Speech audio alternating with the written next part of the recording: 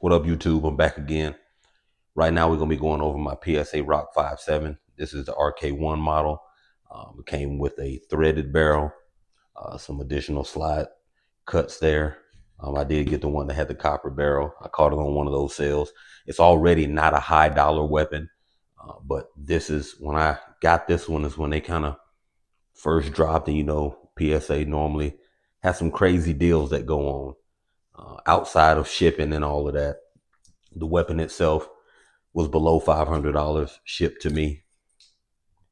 I was in that extreme budget build phase, and I still was kind of iffy about PSA handguns, but I didn't want to pay FN prices or Smith & Wesson prices or Ruger prices for a 5.7. So this was the easiest way for me to get into that market, where I knew the ammunition cost would be prohibitive in shooting it a lot to a certain extent if you don't want to spend what it's going to cost you to run the right ammunition. So this is what I got.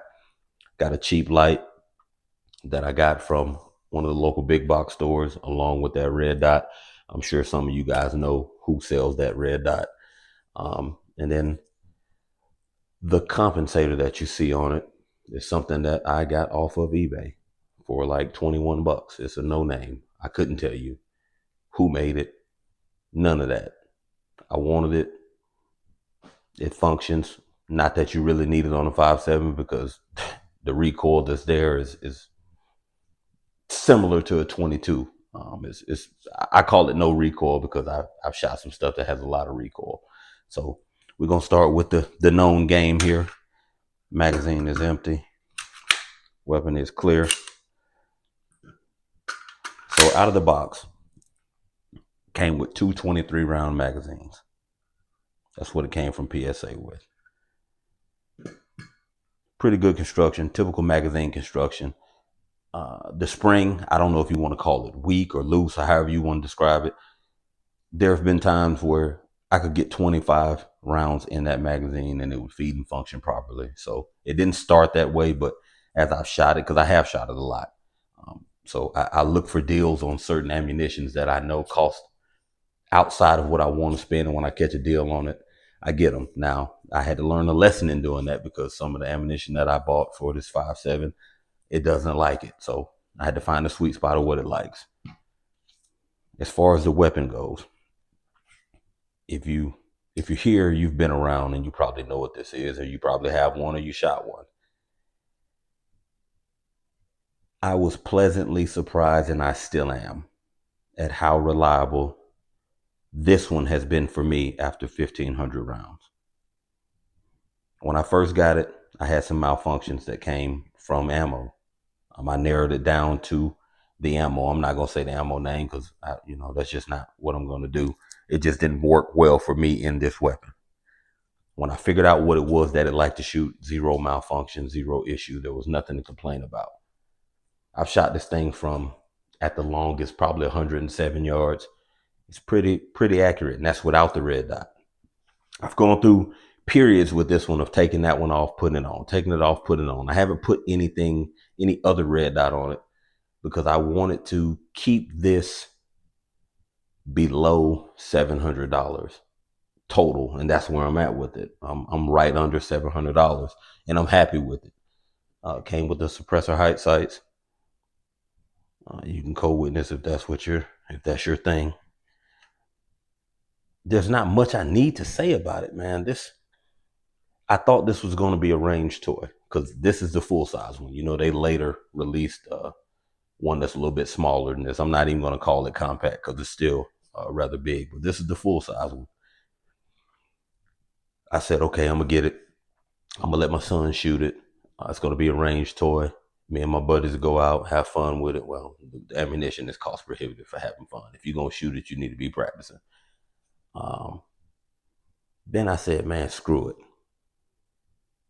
I'm gonna carry this thing, because I've carried full-size guns before. So it's rather light for a full-size gun with 23 rounds in it. So I carried it for a while. It's not ideal for carry. I'm not gonna appendix carry it, because I don't want my piece sitting all up on top of my piece. And with as long as this one is, it's gonna become a part of your phallus, and that ain't my thing. So I put it in the bedside rotation. And a lot of people will say, why would you put that in your bedside rotation? The school of thought that I come from, in the event that some fool decides to break into my house and I'm here and it's at night, whether it's a day or night, and I'm here, they had to be a fool to think that they were going to walk out. Between the dogs, the guns, and me, it's going to be a bad day. I like to call it Afghanistan here. This is Fob Shank, somewhere that I spent a lot of time in Afghanistan. If you break in here, welcome to Fob Shank, and it's about to get dangerous. But yeah, I have some bedside weapons that are 9mm, 45, 40 cal, 223, 300 blackout, whatever it is that I got right next to me that night, or whatever I grab when I get up. If I'm thinking and I'm preparing, the goal for me is to hit my target and nothing else. The reality of the situation is, depending on what's going on, I may hit a wall. I may hit something else in the house. A 9mm round is going to tear some drywall up. 40 cal is going to tear some drywall up. 357 SIG is going to tear that drywall up. That 45 is going to decimate that drywall. That 5.56, that 223, or that 300 blackout, I can damn near put some putty over those holes, sand them down, and paint and be through. Same goes for this 5.7. So that's why it's in my bedside rotation. I'm not one of those guys that gets heavy into the argument of ballistics. Oh, you need this to stop a person, because that's a flawed theory to a certain extent. And I say that because of this. You have guys that will talk enormous amounts of shit to you for carrying ball ammo in any weapon. And what I'm going to show you now is some 9mm ball ammo. They'll talk shit to you for having this in a weapon that you carry on your side. And I get it. Self-defense ammo has its pluses. But I also come from an environment where I've been at war, and ball ammo is what the military issued to us, and what I saw do massive amounts of damage to people, places, and things.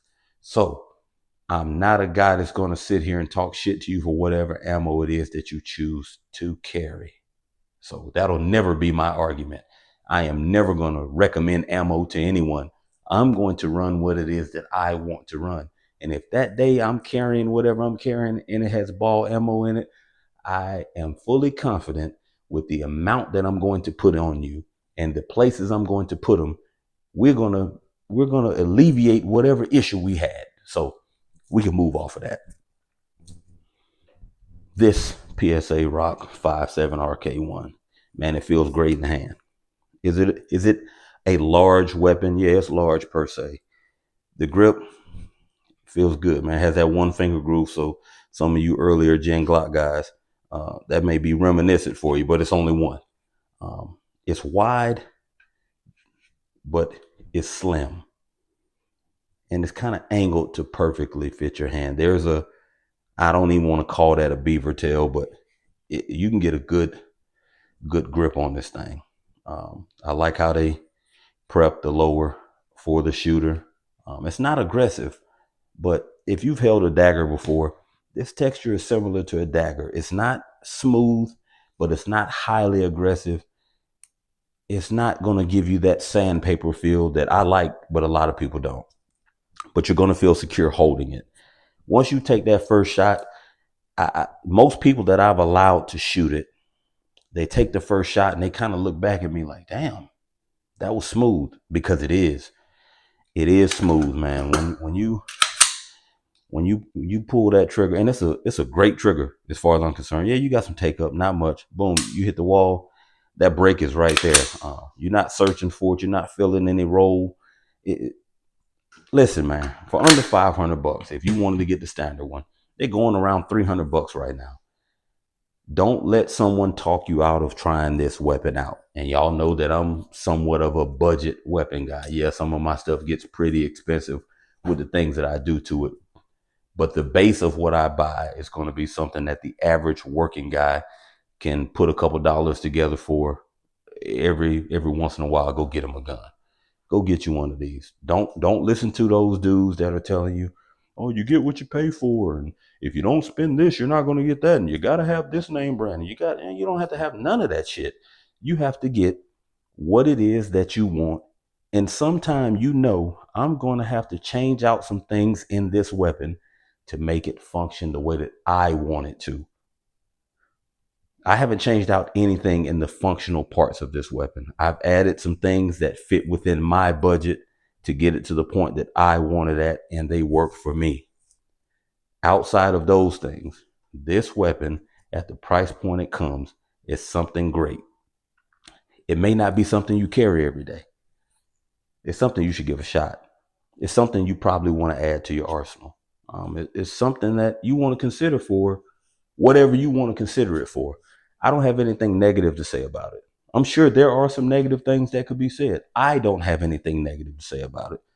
Have I had to use it in a self-defense situation? No, I haven't. If I had it on me, would I be confident in using it in a self-defense situation because of the amount of rounds I put through it? Yeah, I have, man. I wasn't expecting it to be as accurate as it is. I wasn't expecting it to shoot as well as it does. I wasn't expecting to like it. I was expecting to spend under $500 just to say I had it and put it in the safe. And it's turned into a conversation piece more than anything because everybody wants to shoot it.